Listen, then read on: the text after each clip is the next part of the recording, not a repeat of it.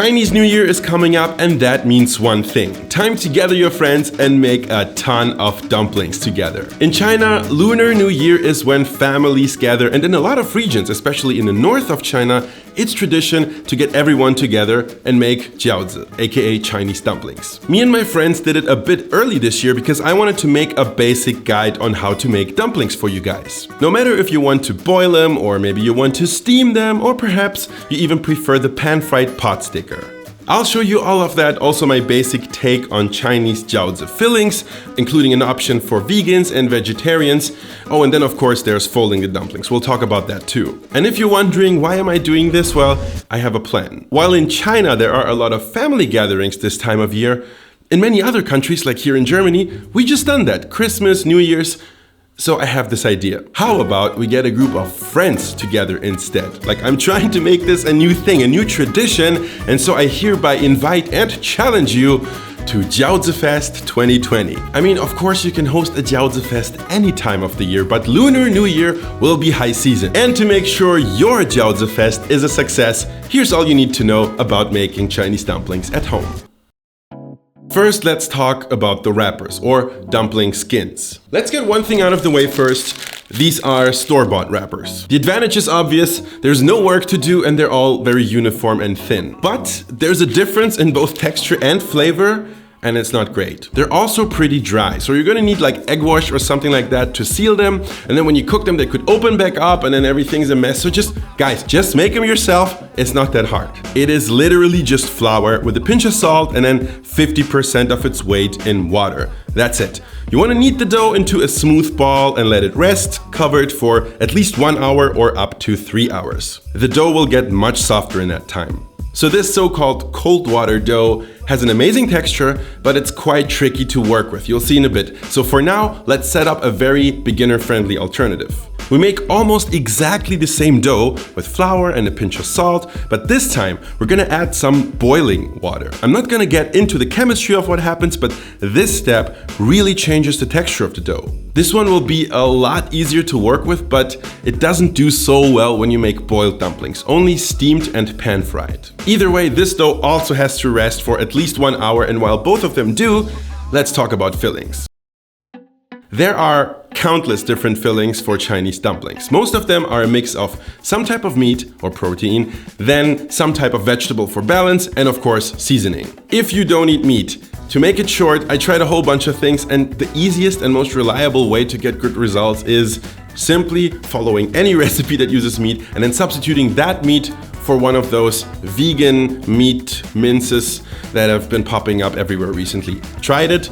It works surprisingly well. We are gonna talk about another meat-free option in a second though. But first, for my actual meat filling, I'm starting with this Chinese or Napa cabbage. Classic balancing component to give the filling more body while keeping it light. Pak choy or other leafy vegetables would be another popular option, but I recommend doing one extra step after dicing it really finely, which is salting the cabbage. This step draws excess moisture out of the cabbage and softens it as well. Next up, you want to prep some aromatic vegetables, like the celery over here. This could also be mushrooms, I know they're not vegetables, whatever, carrots, corn, fennel, even kimchi. Just don't be lazy, make sure to chop it as finely as you can because big chunks will make your filling difficult to wrap in a dumpling. Another absolutely essential element is some type of allium, aka onion flavor. I think leeks are perfect. They're nice and firm, they have a strong yet not overpowering flavor, but you could also use scallions or grate an onion or use Chinese chives. The world's your dumpling. Then there's our good old friend ginger, which is a must in any meaty filling, I think, but I prefer to grate it when I make dumplings, then add a pinch of salt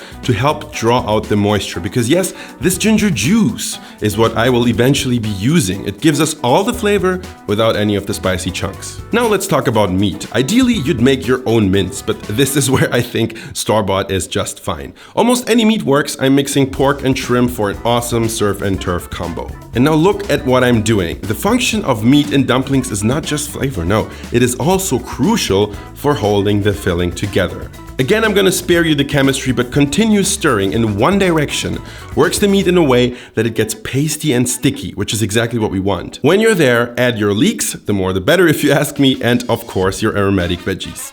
Oh, and remember that cabbage, it should have softened by now, and what you want to do is squeeze out the excess moisture before you add it to your filling. We want the liquid in the filling to come from other sources instead, like a dash of cooking wine, some grated ginger juice, which I'm pressing out with my hands like the lazy savage I am, and our salty umami gods, soy sauce, and my secret ingredient, oyster sauce. Just to balance everything out, a few rounds of white pepper, a pinch of salt, sugar for balance, and MSG for a lot of underinformed rage comments under your YouTube video. Oh my, I love the sight of a messy bowl of dumpling filling. Now, give everything a really good mix, and once everything is homogeneous, add a last glug of sesame oil. We're adding that last because it decreases the stickiness if added too early. And so here we go, my favorite pork and shrimp Jiaozi filling. You can clearly see how sticky this filling gets, which is exactly what makes non-meat fillings so challenging. For example, there's this vegan-friendly filling made from mushrooms, tofu, rice noodles, onions. It tastes pretty good, but it crumbles instead of turning into a nice mushy ball. And that makes it really difficult to work with when you're trying to pleat the dumplings. My advice for every loose filling like that would be to use a starch slurry to hold things together. So far, any starch has worked for me. What you're seeing here is potato starch. I'm making a tomato and egg filling as a bonus recipe for my Patreon supporters. It's been a while, huh? So the starch can just go into my hot tomatoes where it comes up to a boil for a minute or so to thicken. You could also just bring the slurry itself to a boil and then add that into any kind of loose filling as a type of glue. This one over here got really nice and thick, and it will get even thicker as it cools down. So we have arrived at the make it or break it stage, which is making and folding our homemade Jiaozi wrappers. This is the cold water dough from before. You can clearly see how elastic that got over time. Roll it out into a log, dust with flour, and cut into small dough chunks like these, turning the log back and forth 90 degrees each time. This step will help you to get them into a more uniform shape like this. And that's important because you want to make sure that as you flatten each of them into a disc, they come out somewhat round. Now you want to roll them out, and the key is to get the outside nice and thin while keeping the center a bit thicker. This way, your dumplings will turn out just right after folding. Next, holding a wrapper in your hand, you place a little ball of filling in the center and then start pleating it shut. I'm just gonna borrow footage from another video where my friend Lulu demonstrates this really well. She's good at this.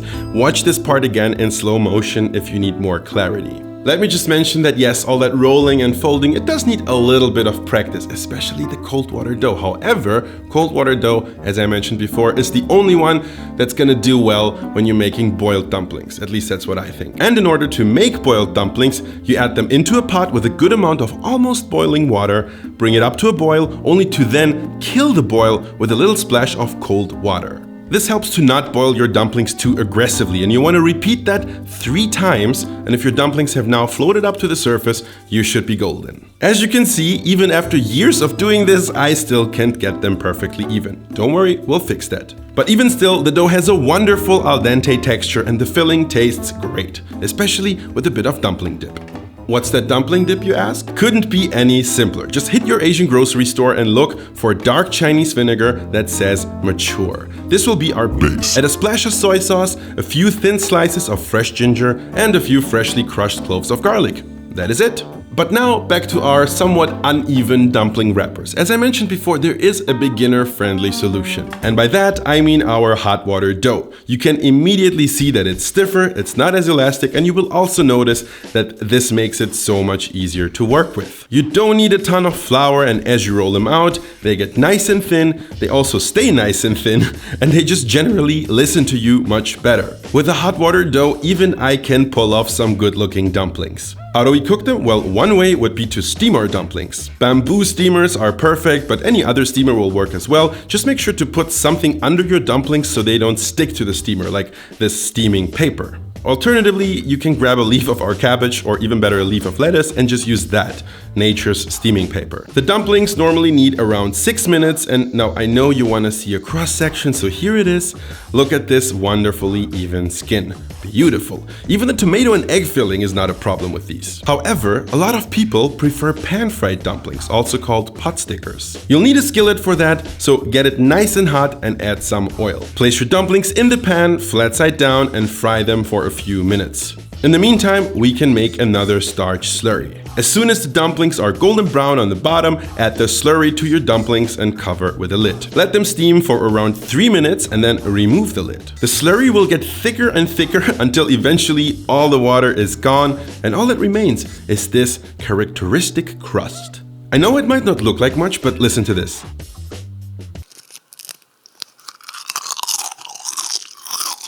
That's what I'm talking about. Delicious pot stickers with a crispy bottom and crust and a super juicy filling. I know making dumplings seems like quite a lot of work, but if you invite a bunch of friends over for Jiaozi Fest, this will not only be much faster, but also a lot more fun. Chinese dumplings are definitely a social event and a team effort. And so I am challenging you to throw your own Jiaozi Fest. Make sure to share a picture and tag me. I want to know what your dumplings look like. No judgment. I want to know what fillings you use. I want to know how your friends react. Everything. Thanks for watching, and don't forget... Subscribe!